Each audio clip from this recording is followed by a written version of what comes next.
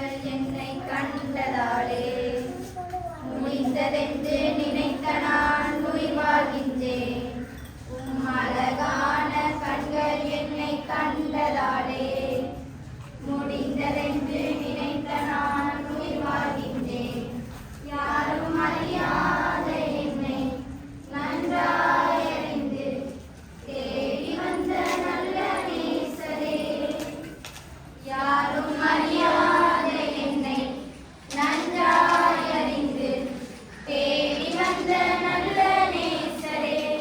இறைவனை மகிமைப்படுத்தவே தீபத்தாலே அஞ்சலி செய்திடுவோமே. வார்த்தையான இறைவனை மகிமைப்படுத்தவே தீபத்தாலே அஞ்சலி செய்திடுவோமே. வார்த்தை அஞ்சலி செய்திடுவோமே. வார்த்தையான இறைவனை மகிமைப்படுத்தவே தூபத்தாலே அஞ்சலி செய்திடுவோமே. வார்த்தையான இறைவனை மகிமைப்படுத்தவே மலர்களாலே அஞ்சலி செய்திடுவோமே. வார்த்தையான இறைவனை மகிமைப்படுத்தவே மலர்களாலே அஞ்சலி செய்திடுவோமே.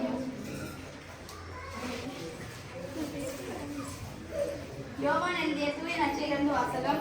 அதிகாரம் 14. வாசிக்கப்படும் இறைவார்த்தைகள் 21 முதல் 26 வரை. என் கட்டளைகளை ஏற்று கடைபிடிப்பவர் என் மீது அன்பு கொண்டுள்ளார். என் மீது அன்பு கொள்பவர் மீது தந்தையும் அன்பு கொள்வார்.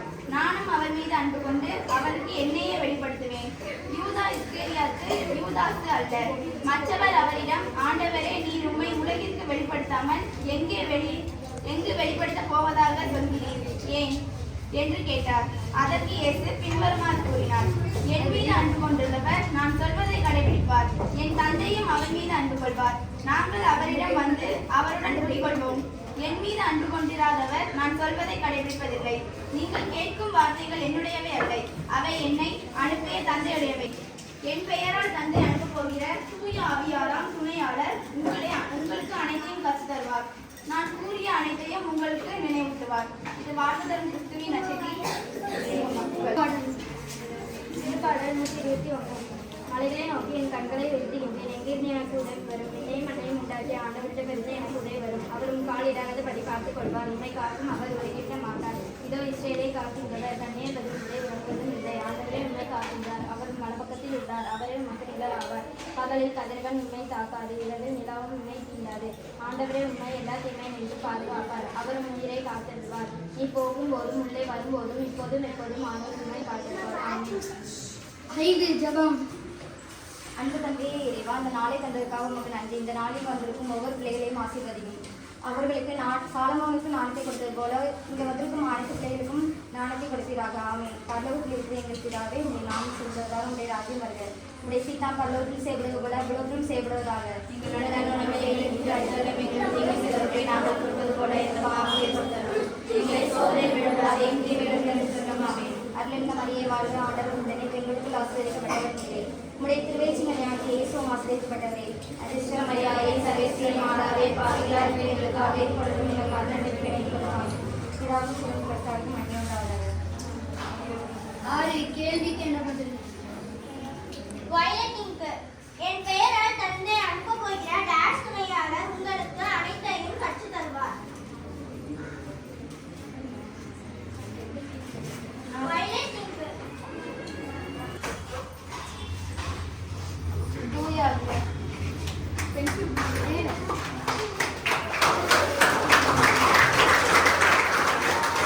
என் மீது அன்பு கொண்டுள்ளார். யார் சொல்வதை கடைபிடிப்பார்.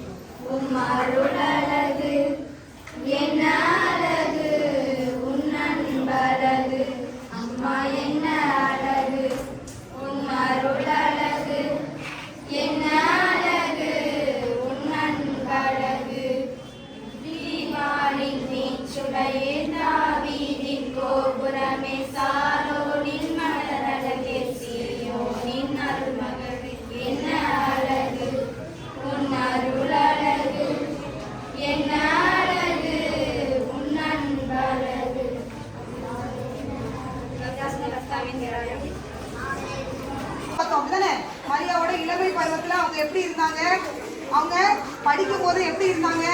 அவங்க ஸ்கூலுக்கு போகும்போது டெய்லி எங்க போயிட்டு வருவாங்க?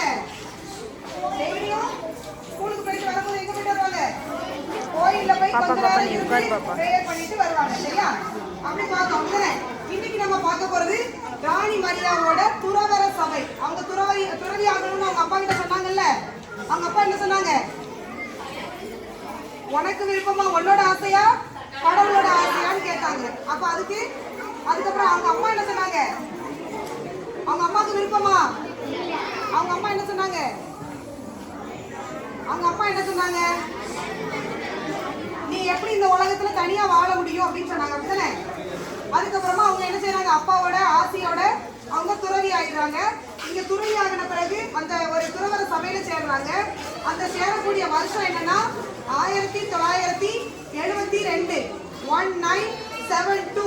சரியா? 1972வது வருஷம் ஒரு சபையில சேர்றாங்க. அந்த சபையோட பேரு பிரான்சிஸ்கன் கிளாரிட்ஸ். பிரான்சிஸ்கன், சத்தமா சொல்லுங்க. பிரான்சிஸ்கன் ஏய், பிரான்சிஸ்கன் கிளாரிட்ஸ். பிரான்சிஸ்கன் கிளாரிட்ஸ். எல்லாரும் வாயை திறந்து சொன்னாதான் உனக்கு அந்த சபை மைண்ட்ல இருக்கும். பிரான்சிஸ்கன் கிளாரிட்ஸ்.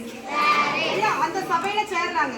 அந்த சபையை முதல்ல ஸ்டார்ட் பண்ணி வச்ச அந்த அருளாளர் பேர் என்ன அப்படின்னா மேரி தெரசா ஸ்ரமேல். மேரி தெரசா ஸ்ரமேல். சரியா? அவங்க தான் அந்த சபையை தொடங்கி வச்ச ஒரு அருளாளர். அந்த சபை எப்ப தொடங்கப்பட்டது அப்படின்னு சொன்னா 1888வது வருஷம் தொடங்குச்சு. சரியா? 1888வது வருஷம் 1888. சரியா?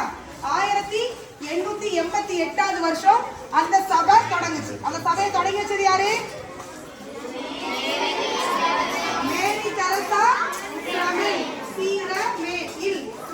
சரியா? அவங்க தான் தொடங்குது. இந்த சபையோட நோக்கம் என்ன அப்படின்னு சொன்னா ஏழைகளை பாதுகாக்கிறது, பெண்களுக்காக கல்விக்காகவும் சமூக நீதிக்காகவும் தொடங்கப்பட்டது. இந்த சபையோட நோக்கம் என்னன்னா, எங்கள் சபை தொடங்கப்பட்டதன் நோக்கம் வந்து ஏழைகளுக்காகவும் பெண்களுக்காகவும் கல்விக்காகவும் சமூக நீதிக்காகவும் தொடங்கப்பட்டது அந்த சபை. சரியா? இந்த சபையில முதல் வாக்குறுதி பெற்ற ஆண்டு, ராணி மரியா பெற்ற ஆண்டு வந்து 1974 1974. சரியா? அந்த வருஷம் தான் முதல் வாக்குறுதி பெற்றாங்க. சரியா? அவங்க சேர்ந்த வருஷம் என்ன அப்படின்னு கேட்டா 1972 1972ல சேர்ந்திருக்காங்க. அவங்களுக்கு முதல் வாக்குறுதி பெற்ற ஆண்டு என்ன அப்படின்னா 1974. சரியா? அவங்க வந்து இந்த சமயத்தை மற்றும் அதாவது இந்த கிறிஸ்துவத்தை மட்டும் போதிக்கக்கூடியவங்களா இல்லாம அன்பை காட்டக்கூடியவங்களா இருந்தாங்க. கிறிஸ்துவத்தை போதிக்கக்கூடியவங்களா மட்டும் இல்லாம எதை காட்டுறாங்க? அன்பு. ஏழைகள்கிட்ட அன்பு, கைவிடப்பட்டவர்கள்ட்ட அன்பை காட்டக்கூடியவங்களா இருந்தாங்க. சரியா? அன்பை எப்படி காட்டணும், மற்றவங்களுக்கு அன்பு எப்படி காட்டணும் அப்படிங்கறத கற்றுக் கொடுக்கக்கூடியவங்களா இருந்தாங்க. எப்படி காட்டணும்னு சொல்லி கொடுக்க முடியுமா? இல்ல. ஒருத்தங்களை அன்பு செய்யறதன் மூலமா இவங்களை போல நம்ம வாழணும் அப்படின்னு சொல்லி கத்து கொடுத்தாங்க. சரியா? இவங்களோட ஆசிரியர்கள் வந்து இவங்களை பார்த்து ரொம்ப ஆச்சரியப்படுறாங்க. இந்த வயசுல இப்படி இருந்தாங்களேன்னு சொல்லிட்டு இவங்களோட ஆசிரியர்கள் வந்து பெருமைப்படுறாங்க. என்ன சொல்றாங்க ஆசிரியர்களா இவங்களை பார்த்து அப்படின்னா, இந்த சிறுமி எங்க சென்றாலும் பூக்கும் மலர் போல மிளிர்வாள். பூ மாதிரி. யாராவது பூவை வெறுப்பாங்களா?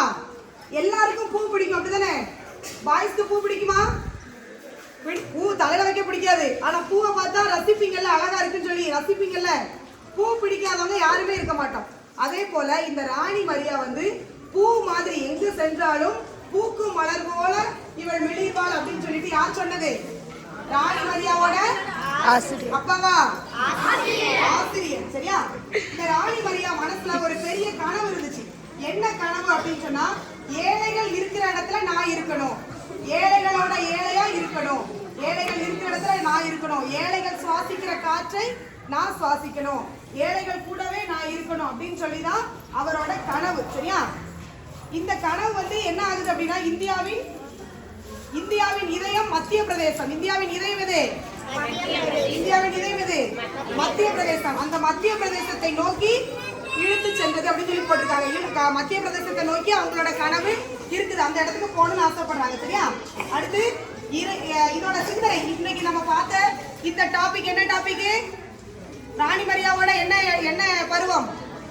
துறவர சபையில இருக்கக்கூடிய அந்த நாட்கள். சரியா? துறவர சபையில இருக்கக்கூடிய நாட்கள். இது வந்து சிந்தனை என்ன அப்படின்னா, இறை அழைப்பை கேட்கும் காதுகள் தைரியமாக ஆம் என்று பதில் சொல்ல வைக்கின்றன. இறை அழைப்பை கேட்கும் காதுகள் தைரியமாக ஆம் என்ற பதில் சொல்ல வைக்கின்றன. இறை அழைப்புனா என்னது? ராணி மரியா போன அந்த துறவர சபை, துறவரம். சரியா? அந்த துறவரத்துக்கு போன பிறகு என்னது, என்ன கேள்விக்குனாலும் ஆம்